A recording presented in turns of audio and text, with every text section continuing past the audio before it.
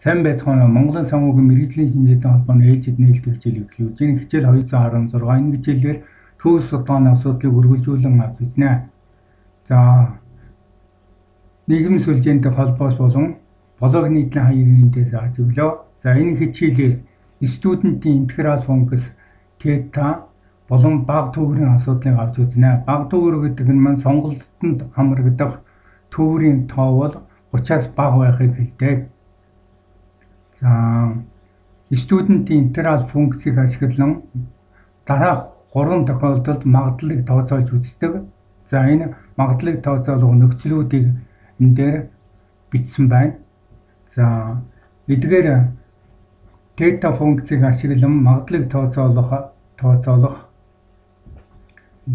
нөхцөлийг тодорхой тоон жишээ дээр авч үзэхийн тулд доорх эмпирик мэдээллийг авч үзлээ. Аймгийн эмнэлгийн 10 эмчийн гэр бүлийн сарын орлого бол энэ дээр заагдсан.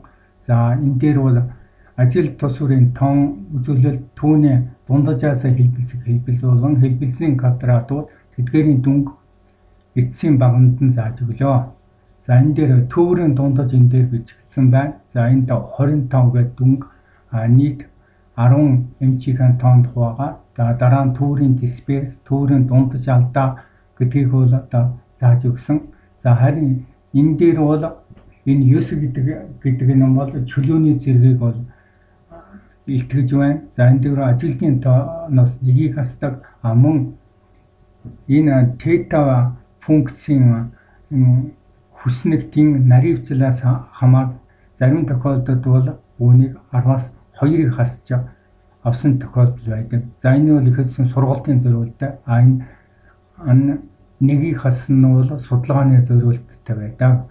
За төвөрийн дундаж алдааг энэ дээр тооцоолоод дараа баталгаат магадлалыг тодорхойлсон. За энэ 0.12 гэдэг маань энэ өгөгдөл заасан байгаа. Төвөр ерөнхий нийлбэрийн зөрүү 0.12-оор хэтрэх болон хэтрэхгүй байх тохиолдол тусварыг авч үзэх байсан.